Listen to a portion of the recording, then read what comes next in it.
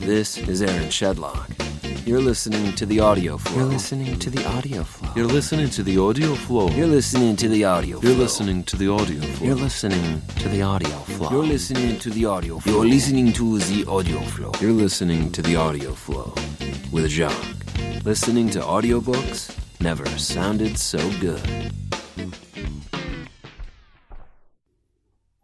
Hey everybody, welcome to the Featured Voice. I'm your host Jacques, and we are in the middle of July, and I cannot tell you guys where this year has gone.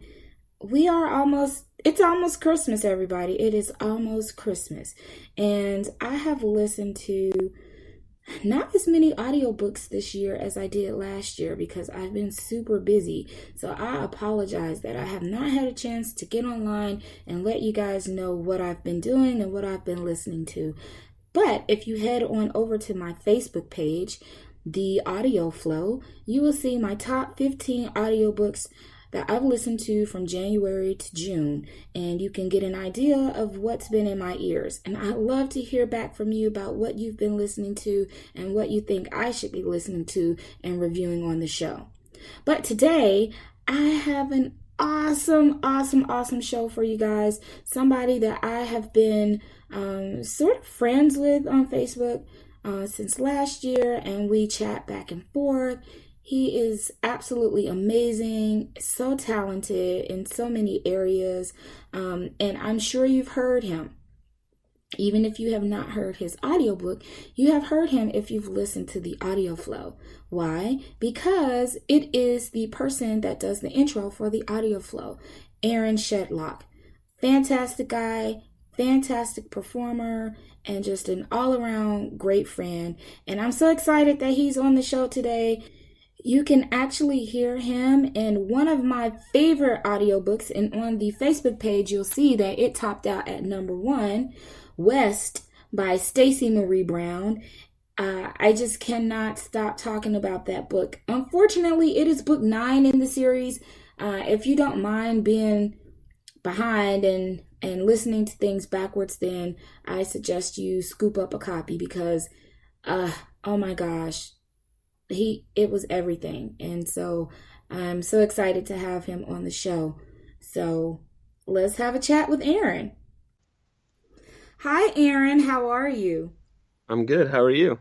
Oh, I'm just chipper. It's a good thing that we're actually doing this by audio and not video, because just actually being able to sit and chat with you makes me happy. And you don't need to see my happy face. It's kind of scary. Well, it's kind of good because I'm actually in my booth right now and I don't have a shirt on because it's kind of warm in here. Oh, did you guys that's actually hear good for me too. Yeah. So that's how we see what not see, but we know what happens in the booth, everybody. So this has been the running joke, is what do narrators wear when they're in the booth? And Aaron is in his booth shirtless. So everybody, right. Don't imagine that. Don't. As little as possible. It's summer and it's Florida and it's hot. And, it's a pretty small, cramped little space, so you got to stay cool.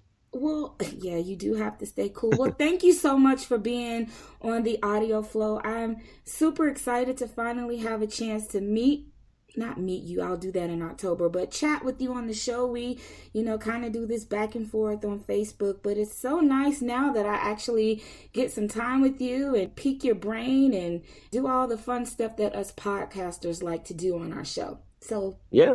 I'm super excited too. Well, good. So let's just find out a little bit about Aaron. So if we have listeners who are not familiar with your work, how about telling us a little bit about who Aaron Shedlock is and, what kind of motivated you to move into the industry of audiobooks? Motivation. That's a good question. Motivation. I've always been a huge avid book reader ever since I was very, very young. I got into adult books pretty young, probably, 10, 11 years old. I started reading, the more mature authors like Stephen King and Tolkien, the big books. Mm-hmm. So I've always read books. I've always been a huge fan of English and literature and the spoken word and the written word. And I've been doing voiceover work for a little while now, close to 8 or 9 years, I think. And I've always listened to audiobooks. I was always fascinated by just one person being able to sit there and tell you a story and do all these crazy characters and these accents and voices and male and female and alien and you know, whatever. And I looked it up on the internet and I found ACX, which was a big deal, you know, because I'm from Tampa, Florida, so there's really not a lot of acting potential down here. I mean, you could do some local community theater like kind of stuff, but as far as, you know, being cast for audiobooks, that's not going to happen down here. All the publishers are up in New York and Los Angeles and Right. Chicago, I think too.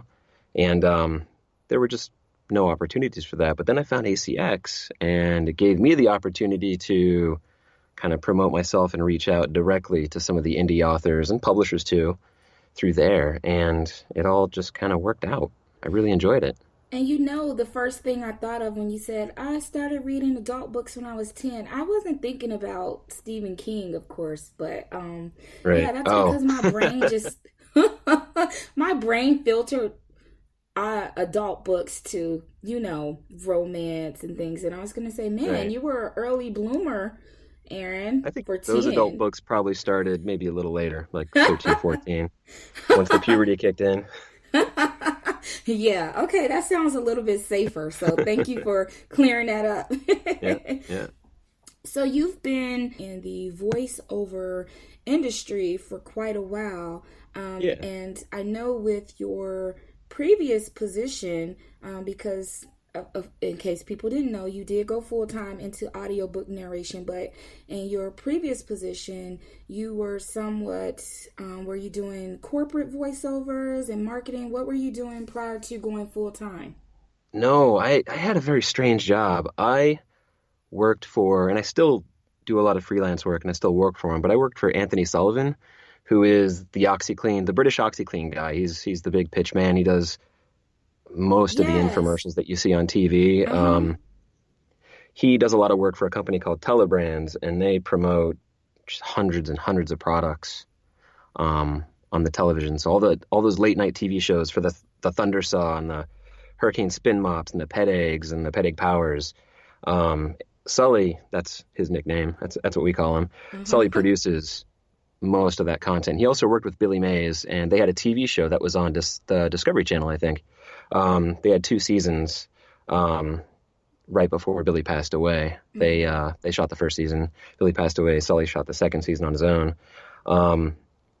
But that was my job. I would edit infomercials. I did audio mixing for them. Sometimes I produced, not too often, but I produced some of the projects. I did a lot of their voiceover work too. That was what really kind of not really opened up the doors for voiceover, because I did it before I was working there, but that was where I did the majority of it. I was kind of a jack of all trades there. Yes, it seems like you were wearing a lot of hats in that role. So did you ever try to do the OxyClean commercial with the same British accent? Because I think that would be kind of cool. No, so no, not with Sully around. I didn't want to insult him, but I did it in my regular voice. I do have kind of a different voice for doing the infomercials and doing the Nutrisystem commercials and the Arm& Hammer commercials. I do a few OxyClean commercials too. It's mostly Sully doing that stuff because he's on camera, you know, yelling at people to get the tough stains out. That wasn't my British accent. That No, was my that wasn't Popeye his accent. British. So I should be listening to those commercials so I can say I know that voice, even though I Yep. probably wouldn't, because it doesn't necessarily sound like you, right? Is that how you do commercials? You kind of use a different voice for commercials than you would as your regular Aaron Shedlock voice? Yeah, it's just a different energy. Audiobooks, you know, you really don't want to be yelling at people and you don't want to be too high energy. But doing the voiceover stuff, I had a very unique quality in that I didn't do the typical radio announcer type stuff. I didn't do that kind of thing. I was more of a very casual, very natural, high energy, uh, young guy, you know, a very, I'm trying to think of the right word, a very positive kind of a voiceover instead of the typical big Jeff Lawrence Gill, highly compressed radio voice. I was just a very natural, call Nutrisystem right now. That kind of a deal. I love it. So I totally want to come up with a commercial and just have you do the commercial, just because I think. Yeah, let's do it. Yeah, we should do it. And listeners, in case you didn't know, Aaron Shedlock is the one who recorded the intro for the audio flow. So if you've listened to it, of course, he's saying his name and he's got all these different accents in there because he loves me so much. I gave him this idea that I wanted for the show, and he put it together for me and edited and put all the music in there. And Aaron, you're just such a wonderful person to work with. And, I'm like your biggest fan.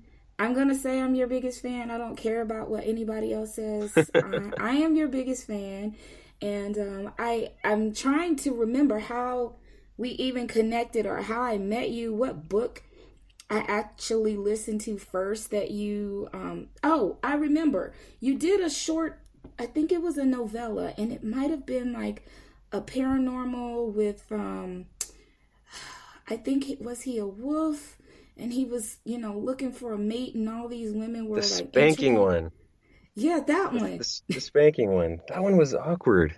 I didn't have a chance to read through the entire book. That one was called... that was a really no, it's that one. It's that one. What was it? Determined to be mated? Oh, Determined to be Mated? Yes. Yeah, that was my very first ACX produced audiobook. That one there. That was I was still kind of getting my feet wet. I was figuring a lot of stuff out. My pacing was, I read it very slow, which I've changed that up quite a bit. That was a fun book, though. I liked that story because it was cute and it was innocent, and there was a sex scene in it, but it was super mild and it was very quick. It was right at the end, and that was a pretty short one. When I first started, I was really worried about undertaking like a 10 or a 12-hour book because I just didn't know if I could do it. I practiced and I recorded myself doing different things, but it's a huge step to go from doing 30-second commercials and 2-minute infomercials to doing a 10-hour audiobook. Yeah. So I started out, small with little short books like that, and found out that I really didn't like doing the short books. I like doing the longer books with the better stories and that kind of stuff. Yeah, well, I enjoyed, that was the first book, the audio book that I listened to from you. And like you said, I mean, it was short, and it was kind of sweet, and it had, a little bit of romance to it. And then I think in order of progression, I listened to Low by Mary Elizabeth, and then you did a book called Beast by Elena Albertson, yes. Yeah, that was a fantastic book. That was the first time. Oh, go ahead. No, I was just going to say that, so that was your first duet, right? Yes. That was my first duet with Sonia Field. And the book was it was a take on kind of a Beauty and the Beast type thing. And so how did you, kind of get into the character for that story? Because it was a little bit dark. And I don't want to give anything away, but again, if you've, kind of know the whole story behind Beauty and the Beast, there, are some things where a person's dealing with their inner self and what they look like on the outside and all that type of thing. So you have this character, and again, I don't want to give too much away, but he was in the military, and some things happened to him, and so he kind of considered himself, as the Beast. So how did you kind of get into the mindset of that particular character? The mindset. Well, I found the character's voice I used to live in Tennessee when I was younger. I was probably 13. And there was a friend of my dad's who was basically that guy. He was in Vietnam, and I'm not sure, he never really told me the full story, but I think he got hit with some kind of a grenade, some kind of explosion happened, and the left side of his face was pretty horribly scarred.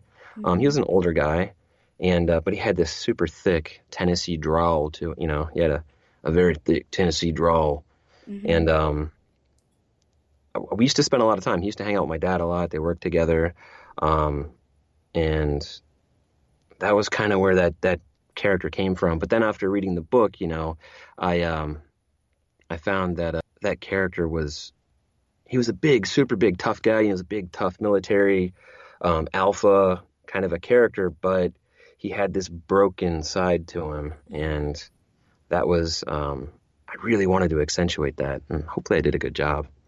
You did. Did you see my review on that book? I read it probably when the book came out, when you actually did the review. I can't remember exactly what it was. I read. Oh, see, it's playing in the background. Did you hear it? Yeah, I did. I think that was the first book that I listened to that dealt with, kind of had a military background to it. And so for me, you really captured the identity and the issues of both characters, because they both were dealing with some serious issues within themselves personally.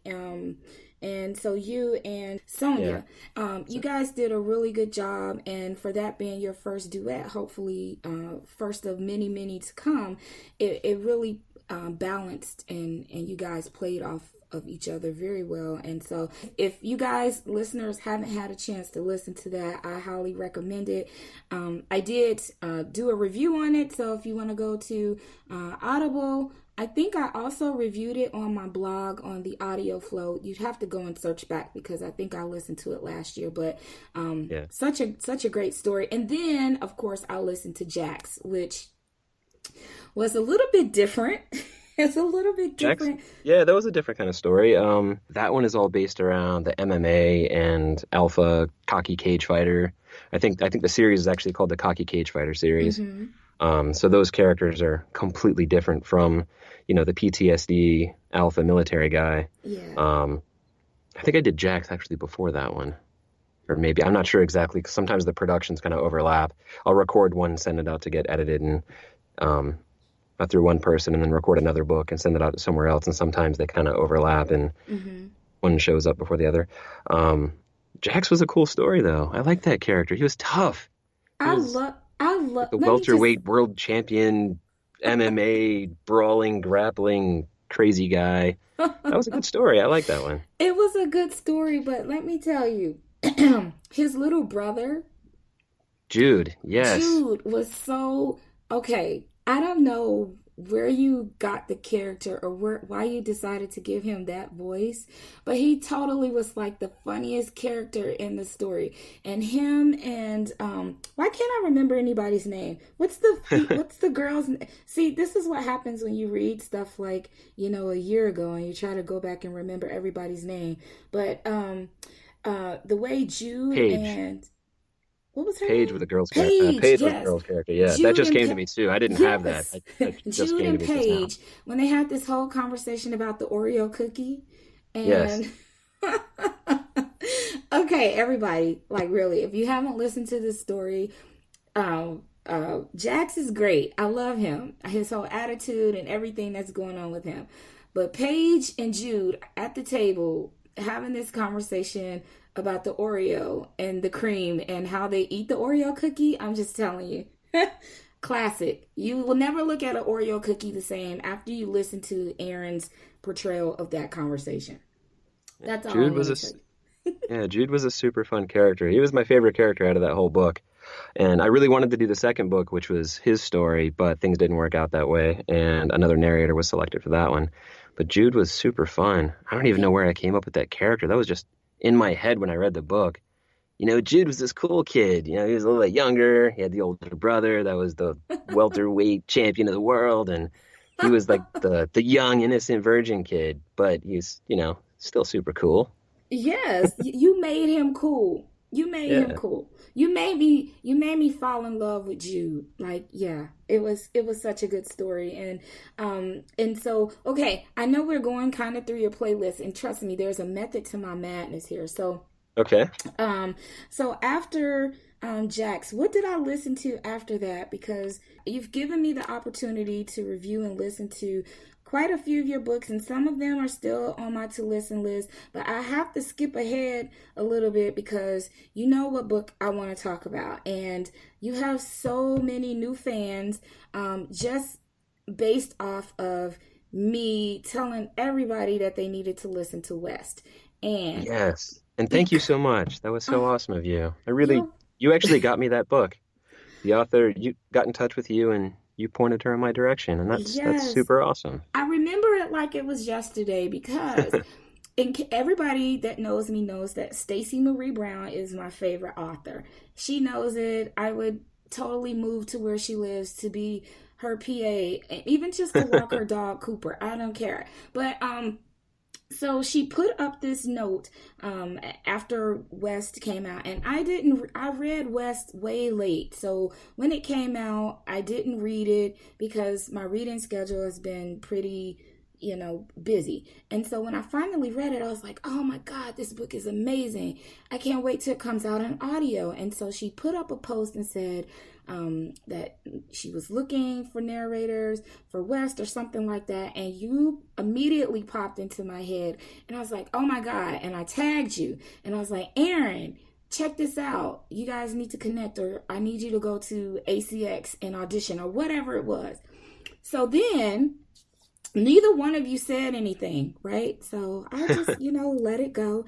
And then I get this newsletter and it says, West is going to audio with the narrator, Aaron Shedlock. And I tell you, I screamed. You would have thought like I won an Emmy or something, because I was just so excited that you were going to get this opportunity to play this dynamic character. So when you got the book, you were able to audition. Like, what was going through your mind about the character? Because we love West. He's awesome. I love West. He was a super fun character. It all came down to, I spoke to Stacy, and she had a very specific idea for who she thought this character was like. And she said Sawyer from Lost. And Lost just happens to be one of my favorite TV series of all time. I think I've watched the entirety of that series twice, and Sawyer was by far my favorite character on that show. So as soon as she said that, I just immediately fell in love with the book. I hadn't even started reading it yet. And I was like, oh, I get to be Sawyer from Lost. I get to be the cool Southern kind of a rough and tumble, sarcastic guy. This is going to be so awesome. And I read the book, and the book was amazing. Yes. She's a really good writer. I was kind of blown away. I wish I had gotten in touch with her, a long time ago, because there are some other characters and some other books that I would have really, really loved to have the opportunity of working on. And as I was reading, I'll go ahead. I was going to say, but you're West now. So every time, somebody mentions your name, you're like, oh, West. And just so you know that's your new nickname is now West. There's a funny little story with that. I'm doing a book right now, and the main character, his name is West too. So actually, this is probably just going to keep happening from here on out. I'll always be West. If there's a character named West somewhere, it's going to be me. This particular character is a hockey player, or an ex-hockey player. And it's for a book that I'm actually in production right now for Marnie Mann and Gia Riley called Lover. Yes, so, yeah. You're West. For the West thing, yeah, I'm just #West. So when you started with first, the character is so dynamic. And yes, he's, funny, and he's got this whole Southern thing. So, how was that, kind of implementing this, whole Southern thing? I know you are, you said you were, lived in Tennessee for a little bit. So did that have any influence on how you kind of portrayed his character? Oh, yeah. His character, I don't want to give too much away about the book, so I'm not going to talk about the book. I'll just talk about the character himself. Yes. The character, he's a little bit of Tennessee, but I wanted to make him more Southern charming. There's definitely a difference in the dialect, and it's not even the dialect, it's how they approach their speaking, their pacing, they just throw so much more charm into it. Those people from like North Carolina, South Carolina, parts of Georgia, they're so much, the guys are just so, I don't know, Clark Gable-ish. I think that's the image that I see in my head. These charming fellas that say darling all the time, Yes, wait, say the darling again, because everybody loves that. darling. Yes, I'm smiling on the other side of the phone. See, and that was a Sawyer thing from Lost. He was all about giving people nicknames, calling them Freckles and Darling, and yeah, it's just a very cool character. And I was super happy when she said that was who she envisioned for West. I was like, that's perfect. Yes, especially since you were a Lost fan. And I can admit I've never seen Lost. And so wow. I probably lose my friend card for saying that. Sorry. Nah, it's okay. It's 6 seasons. It's dedication. It's months of weekends just spent watching, because you won't stop. It's on Netflix now, so you just binge watch it. And there's so many shows. I don't have Netflix either. Oh, Netflix that's how I get through most of my evenings. Really? Netflix. Yeah. We'll have to find out what you're watching on Netflix besides old reruns of Lost and all that stuff. Right now we're watching Wentworth, that just got released. It's an Australian, I hate to say Australian version of Orange is the New Black, but that's kind of, I think that one, yeah, well, I think that show actually came out before Orange is the New Black, so I guess Orange is the New Black is the American version of Wentworth, but it's not. Two totally different types of shows, but they are both set in women's prisons. One's in Australia, one's in the U.S. So okay, does that help you with your Australian accent? It sure does. I haven't had an Australian character yet. I was actually super, super nervous about that because you can do an Australian accent so bad. I've listened to so many bad ones, and I've seen the reviews. Actually, when you go down the reviews and you see, oh, that Australian accent, questionable. I dread ever seeing one of those reviews where my accents are questionable. Well, I will tell you, your Irish accent was definitely not questionable, even though I've never been to Ireland before, but it was so believable. And you had so many characters who were Irish, and none of them sounded the same. So, how did you go into developing and giving each one of them a separate voice, but still, letting us know, hey, this person is Irish? That was so hard because there were male characters, female characters. There were, not mermaids. What do you call it? What were they? Selkies? Siren?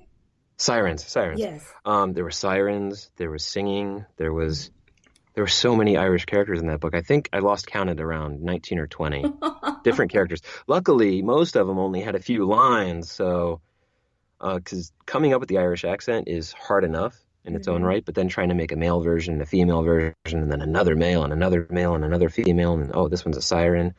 That was the most difficult part about that book was doing all of those Irish accents. But it sounds so good. It was good. The trick to it is the Irish are very musical. They have a musical lilt to their accents. It's Irish. They have this little flowy kind of rhythm to the way that they speak. That was kind of the trick to capture those. But I've been there twice. I've taken 2 trips to Ireland. We spent a lot of time in Ireland. I traveled from Dublin up to Belfast, and then the second trip was from Dublin over to Galway. I've actually been to all the locations that are in West, except for the underwater stuff and the U.S. stuff. But all the locations that were set in Ireland, I've actually been and visited all those places. Oh, man, that's so cool. I'm kind of jealous, actually. That was a great trip. That was the best trip I've ever had. We're going to go back, too. So now when you go back, you'll have a whole different idea about it because you actually performed a book for those particular locations. So you'll have to take some pictures and say, West was here. That's what I want. Yes. Hashtag West. Hashtag in the motherland. Yeah. So tell us a little bit about what you're currently working on, and what you can tell us about what you're currently working on. I can tell you about everything. I have another book coming up, I think in August. The book's not out yet, but it's coming out, I think, in August by Alana Albertson. And I'll be doing another duet with Sonia Field on that one. I don't have the title yet. She didn't give me the title of the book. She just gave me the time frame when it's going to be back from her production land of editing and going through and spell checking and stuff like that. I'm excited about that one. I just found out about that one a week ago. Nice. Congratulations. I know. I was so happy about that. Sonia's, intimidating to work with because she's so good. She's classically trained. I think she teaches acting. I think she lives in England right now. And she teaches acting and she teaches voice acting, and she's super, super awesome. Um, And you're so nervous? yeah, Intimidated? well, not Neither. nervous, not intimidated, but you have to really focus to do your best to match that level of quality. Because I'm still in Amateurville. I'm still an audiobook infant.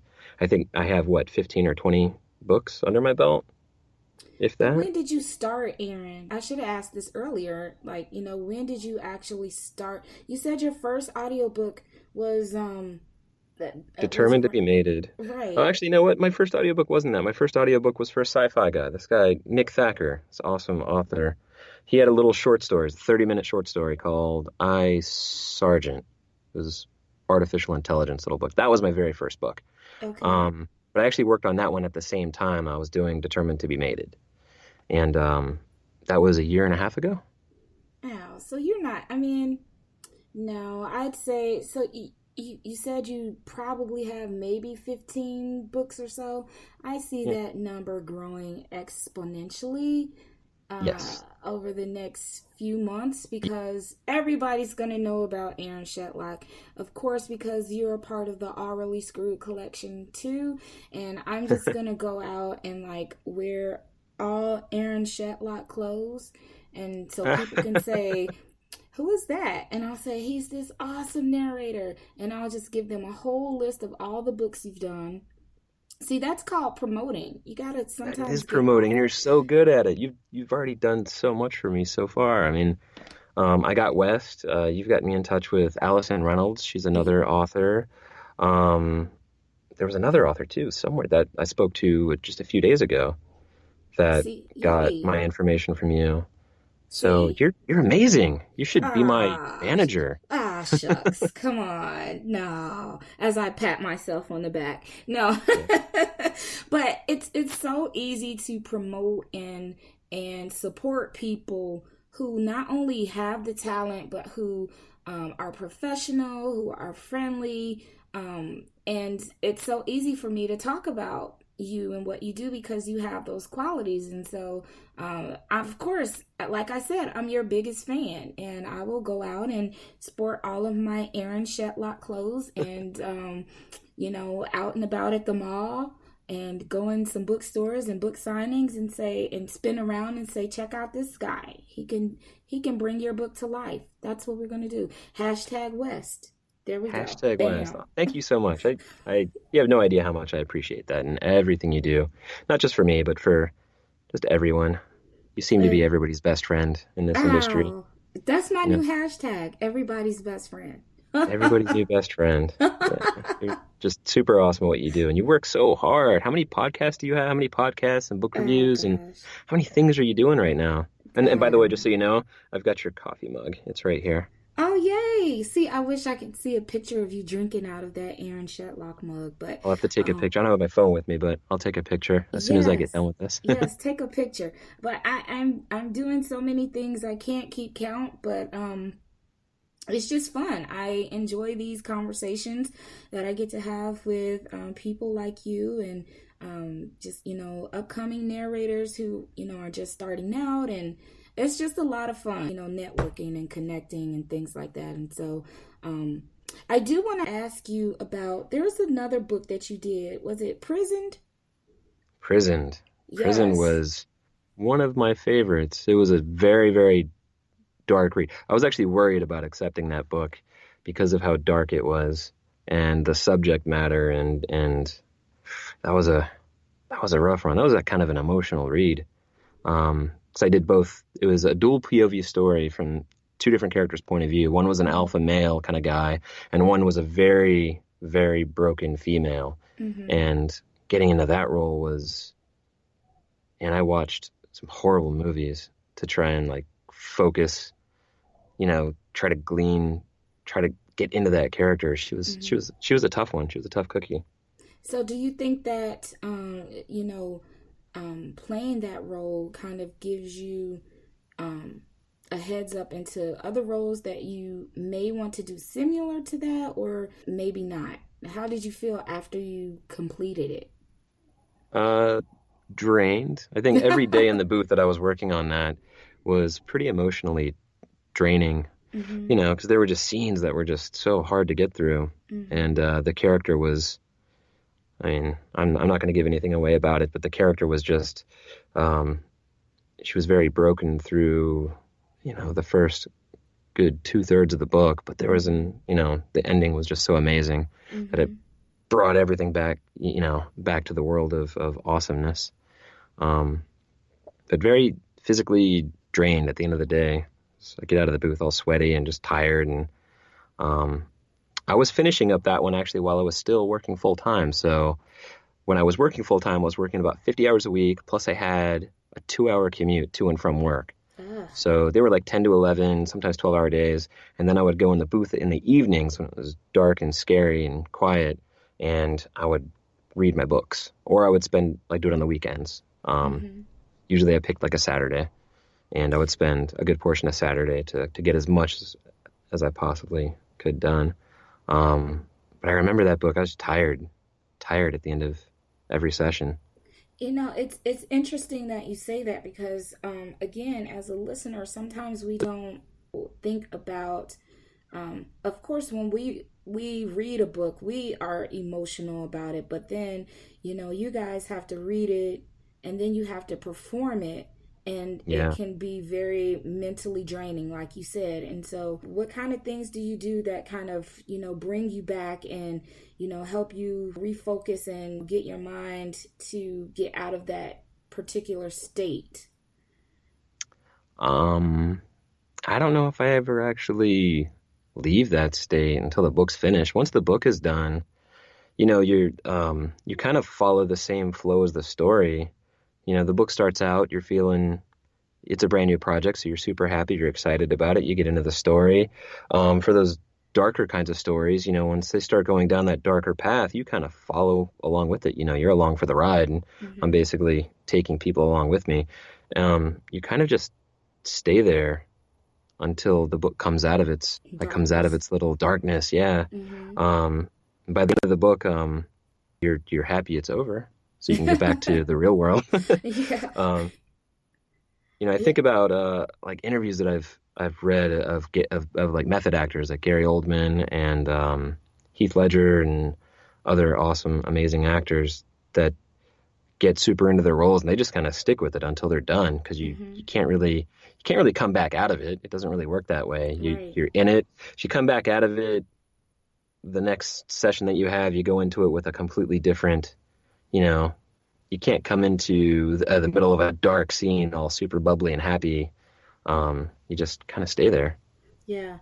And then about how long did it take you to complete that book? I mean, you know, just with personal life, you know, and then trying to stay in that state for that book, I mean, I'd probably just sink into depression. So, you know, you know what I mean? It's like, oh man, I got to do this book, and oh, my life sucks too. So now I just, you know, want to go lay down in the corner somewhere.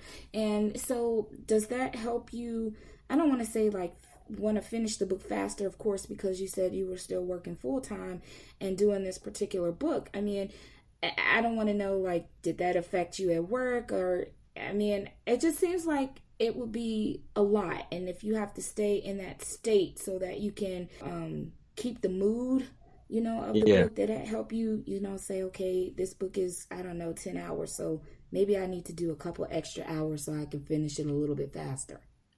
The books take as long as they take. Some books take a little longer. That book took me, I think, 5 weeks to record, Aaron. and then I went back through. Yeah, well, I was working full time, Right, and it was right over Christmas too. I think I actually finished that one up the week or two after Christmas. Yeah, I think that was about the time period, because I handed it over to Marnie sometime in January, and no, I actually handed it over to my editor sometime in January. Marnie got it towards the end of January, and she like listened to it for a little bit before it got released. I think that one got released in February. But yeah, I recorded that one right over Christmas break. I mean, But it was still good. I mean, you definitely separate. Once you come out of the booth, it's a nice refresher. To leave the booth, a little dark sanctuary of the booth. You kind of leave a little bit of it in here, but it's still in the back of your mind the whole time. You're still kind of thinking about those characters. You're thinking about the scene that you were just in. Some of the scenes in there were just emotionally just rough. yeah. That was a rough book, but it was fun. I was super hesitant about doing that one. I read the book, and I took a lot of time. I think I read that one twice before I started, because I skimmed it the first time just to get a feel for the book, to see if it was something I wanted to do, and then I spent a lot more time once I accepted it. But I talked to my wife about it. And I almost didn't do it. My wife said, it's going to be a challenge, so you like challenges, and you should do it.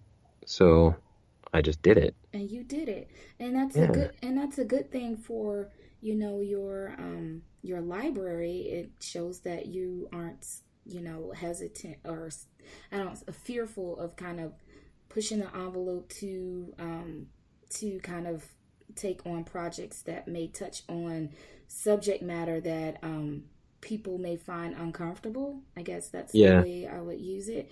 But I do find that a lot of people like to listen to those things because, again, it gives the actor a chance to tap into something that they may not have in your normal romance book or sci-fi or something like that. So Definitely. I applaud you on Definitely. taking that step. And so out of all of the types of books that you do, you said you're an avid reader, and Yes. I assume do you listen to audiobooks at leisure?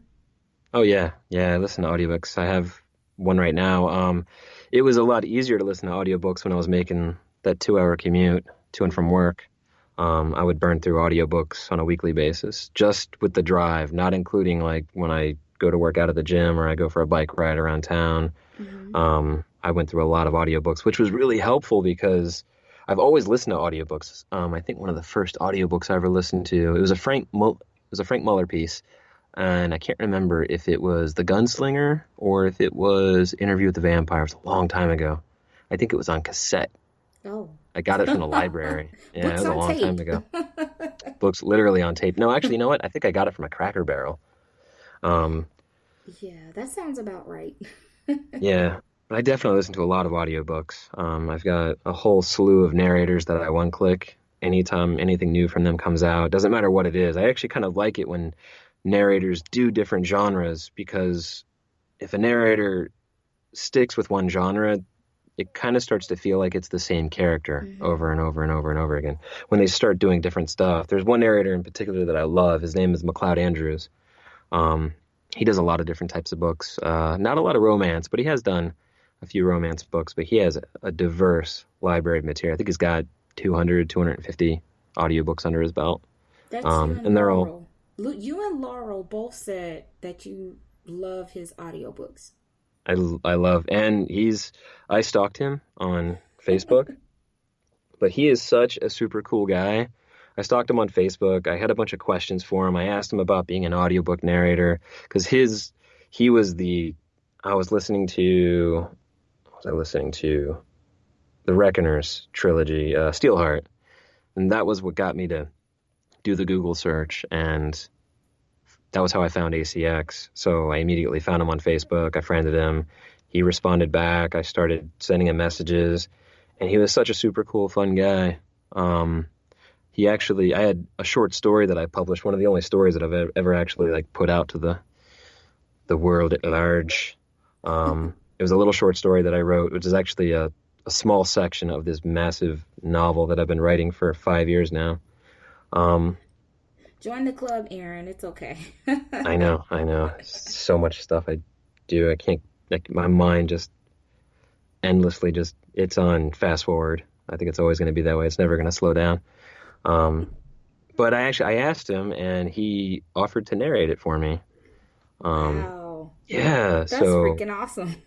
Oh, it was awesome. I was so excited. I think I skipped that day for a good a good 12 hours. Just skipped everywhere, and everybody asked me why, and they didn't get it because audiobook people are some people just aren't audiobook people, which I don't get. How do you not How like do you not? audiobooks? I Exactly. know. It's like what? It's like I don't know. I think it's amazing. I think it's one person can sit there, even a group of people can sit there and you're in this little room by yourself and you're just talking into a microphone and you just captivate someone so completely. Yes. I think they're amazing, which is why I started doing it. Yeah. So So thank you, McLeod Andrews. Thank you yeah, very much. you fan guide. That's the Yeah, I you fan guide. I fanboyed so hard on him. fanboy. Yeah. I love it And that you skipped. yep. I'm picturing that in my head that you skipped Yeah. because I skipped. I that's skipped when he said awesome. yes. And when I got the audio back for it, I think I skipped for probably a solid week. Hearing him like reading my badly formed sentences. How can Oh, we so how can we hear it? Where is it? oh, it's on Audible. It's Is if you it? look up The Promise by Aaron Shedd, it's actually in my library because my name is attached to it. Yeah, it's right there. Oh my Narrated gosh. by McLeod. I get all goose pimply just seeing his name with right next to my name. It's I'm gonna go fantastic. download it. Wait. Is it on WhisperSync? Yes, it should be. Yes, it Is is. It's it? WhisperSync for voice ready. It says it right there in orange. Ah, I'm so going to get it. Why didn't you tell me about this sooner? I don't know. I don't know. I don't really talk about my writing too much. I'm super cagey and weird about it. I've got so many stories that are in first draft, and I got a couple that are in second draft right now. And I always jot down ideas. So I have a giant folder on my hard drive, and I have a folder from when I was a kid, from when I was 13 years old, just a manila folder filled with little one-page notes and notes on napkins of story ideas and stuff. Um, I just You never sound you decided to sound just publish like a anything. writer. That's Yeah, what they do. They just jot stuff down. You're gonna have a book called, you know, that the movie The Never Ending Story? It's oh just yeah, the never yeah, ending book and it's just gonna keep running. yeah. It's just gonna go on forever. No, I was joking. That's not gonna happen. You should actually finish the book or I books. should. I should. I don't know if a book is ever really finished, or if a writer just gets so thoroughly tired of working on something that they're like, all right, it's done. All right, take it away. Somebody edit this and publish it, please. Thank you. And then they'll send it to you and let you narrate. That's how that should work. Oh, I can't narrate my own stuff. I tried Yes, you with that book. can. Come Oh no, I on. can't. I can't do it. Doesn't work. Spend Mm. so much time staring at the words. It's just when I come in here, I don't like any of these characters anymore. They're horrible. You ever say, "Ah, this sucks. This sucks. I can't believe I wrote that." Yes. Yeah. Every sentence. Oh, that's bad. Oh, no one would say that. The dialogue. I'm actually pretty good at dialogue. Spend a lot of time listening to people talk, so I'm fairly decent at writing dialogue. At least I think so. But that's I the thing think that I always say to myself is, oh, they would never say that. That's horrible. No one's going to respond that way. I think that a lot when I read books, but you know what? They make money. You Yeah, they know, do. I'm like, I'd never say that, but I guess somebody would. So, okay, sure, no problem. Yeah. So, okay, I saw you with the guitar and you Yes. sang a little bit in West. So, you have a Little. musical background. I do. I'm a musician. I play the piano. Um, Learning to play the guitar better. I really focused on it. My wife got me an acoustic guitar for Christmas. It's beautiful acoustic. And so I've been playing the guitar for like an hour a day ever Hmm. since Christmas Day, actually. Sometimes a lot longer. So I got back into the guitar. I used to play when I was younger. I used to work at a music store when I graduated from high school. Worked at a Hmm. big music store here in town, and I sold pianos and synthesizers and guitars, and I helped set up studios and stuff. That was actually what got me into audio in general, was working at that store and then doing installs at studios and spending time at the studios. And that was what got me into that. Well, actually, this arena. It's actually all come full circle. It has, and I didn't know that you were in a band. So, Yeah, well, it's kind of a band. It's me and a friend of mine. hmm He's my best friend. His name is Dane. hmm He is a phenomenal guitar player, one of the best guitar players I've ever. I worked at music store for a long time. I saw a lot of musicians coming in and out of that place. Mm-hmm. And he's the best guitar player that I've ever actually seen, like just playing. So I'm kind of thankful to have him in tow. Yeah, we're in a band. We don't have a name yet. Well, we do have a name, but it's like a temporary name. It's called the Selfish Lovers. How do you have a temporary band name? Because we can't think of anything that's cool, so we have to call ourselves like, this is a Selfish Lovers title. This is this is that. This is so we know, because we're trying to hone in and find our sound. Mm-hmm. Because he does all the guitar parts. I come up with some guitar ideas, and then I basically hand it over to him. And I'm like, I take my big wad of suckage and make it awesome, and he does. Because most of my stuff is all. I'm more of a composer, and I come up with the ideas for the songs. I write all the lyrics. You're just all full of talent there. I don't know about that. I just, Come on, like I said, my mind just goes at 100 miles an hour permanently. So I have to do something with it. Otherwise, I'm just going to go. I'll be that crazy guy in the street corner talking to himself. No, I see enough of that in Chicago, unfortunately. So I don't see you doing that. But how awesome is that you compose, you write music, you narrate books, and you play the piano, you're learning to play the guitar, and your wife bought you this amazing acoustic guitar that I'm assuming is your avatar picture on Skype. Is that it? Yeah. No, that's just the default. I did post a picture with that acoustic guitar. We took a trip up to the mountains in Tennessee this year. Yeah. I didn't stalk you or anything. I just happened to be scrolling through my news feed when you were there, and I think I said, "Oh my God, you play the guitar," which is so neat that that you have all of these other things that are still in the, I guess, artistic realm. So, what about art? I like being creative. Do you paint? I have painted in the past. I tried to be an artist when I was really young. I used to draw a lot, but I just wasn't very good. I didn't have. I don't think I had a real passion for it. So I had a passion for books and writing, and so I just kind of stuck with that kind of stuff. The stuff I felt could be good at. Yeah. So music. So that's good. I'm glad that you stuck with those things. That makes us happy. It allows us to continue buying more of your work. So, like you mentioned earlier, that there were narrators that as soon as you saw, one of their bookstores, out, that you'd automatically get that. So we do the same thing. And so there's you and there's a couple other people. I don't care what book it is.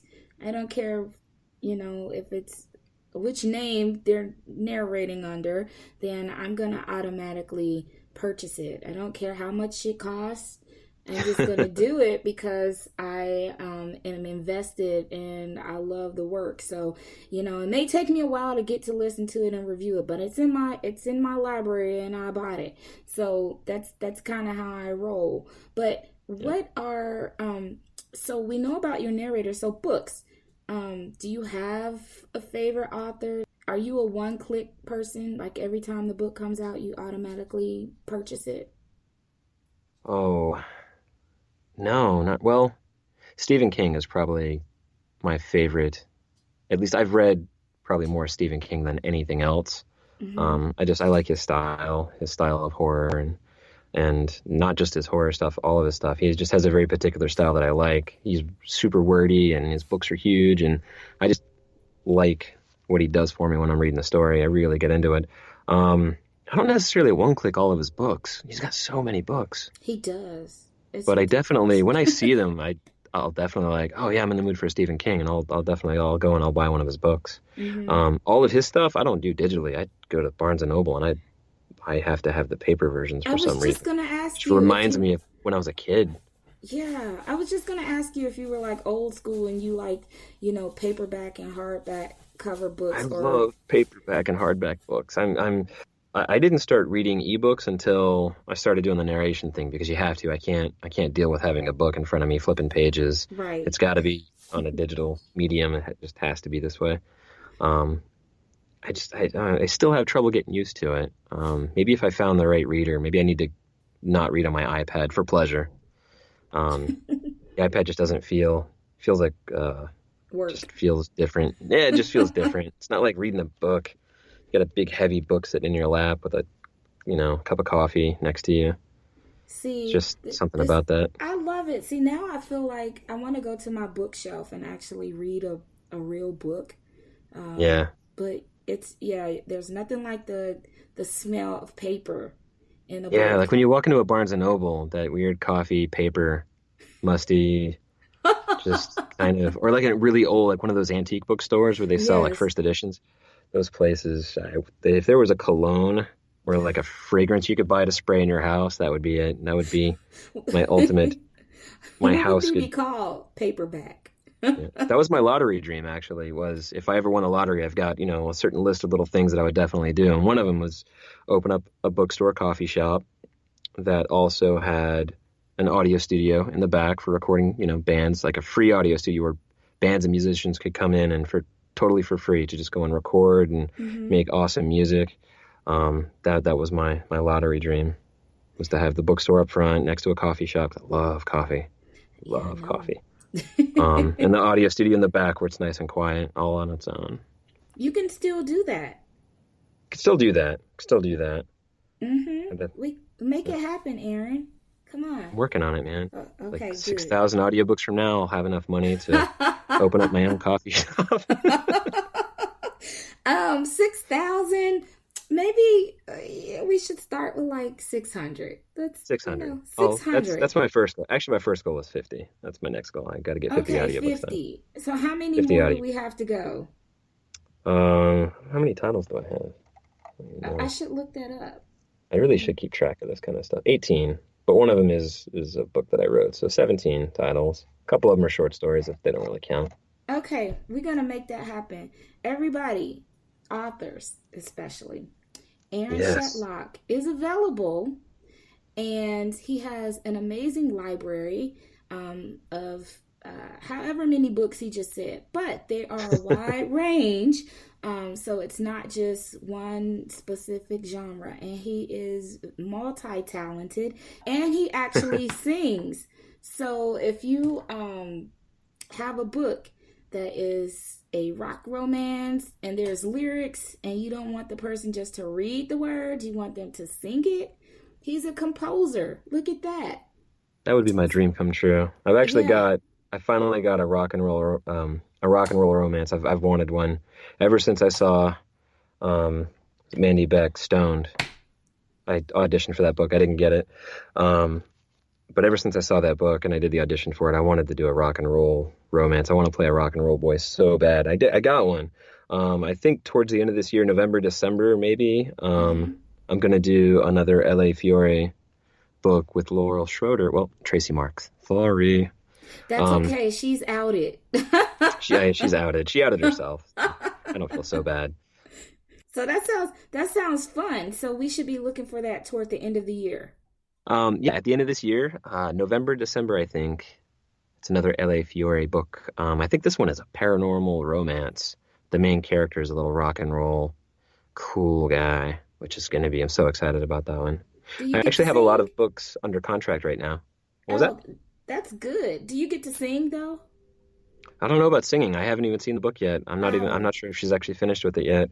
I just did an L.A. Fiore book. I finished it last weekend with Laurel Schroeder, Tracy Marks, called Elusive.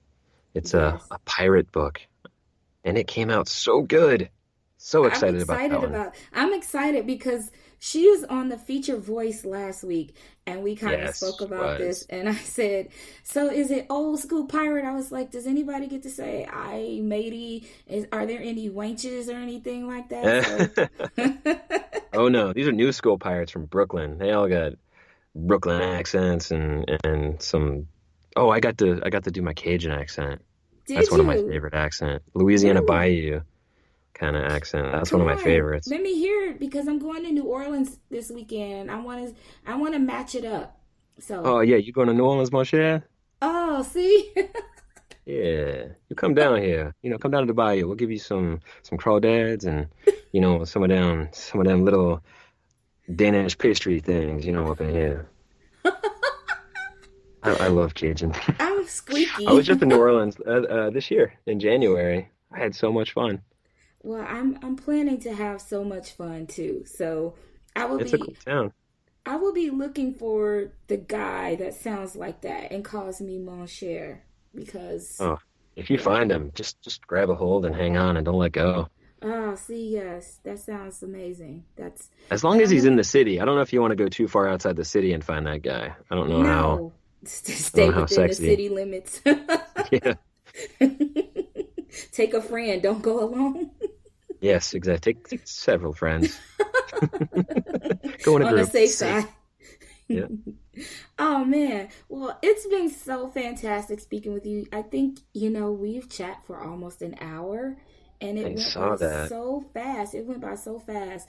But I guess because I was so excited about having you on the show, like I could probably talk to you all day, but I know it's a work day for you and Yes. Back you have to get to, in I'm gonna that. finish up Lover soon here. See, and I don't want to keep you from getting those books done and out to your listeners, your fans, and new listeners. So, how I like to close out, of course, is to have you give the listeners information about how they can professionally stalk you on social media. Oh. Facebook, Twitter, all that stuff. So, how can everybody find you? Let's see. Facebook. Facebook is pretty easy. I have two accounts. I have one strictly for my narration stuff and then just a personal account, but they can stalk me. They can stalk either one. I don't mind. I like being social and talking to people online. That is Online, specify. yes, specify. One is under Aaron Shedlock, and Aaron Shedlock voice artist is my voice narration page. I do have a Twitter handle thingy, whatever a Twittery guy that tweets and twitters things. I think that one is Aaron B66. That's actually a very old Twitter handle. That was a company I used to own. And I just signed up for Instagram, and I know this because you kind of gave me a slap on the wrist and said you didn't accept my Instagram friend request. So By the I was way, like, I'm sorry, dog. I did not sound like that when I typed that message. No, you didn't accept my friend request. You accept it right now. That's not how you sounded. It's just me being weird. So I'm on I'm on Instagram right now. I think that's under Aaron Shedlock.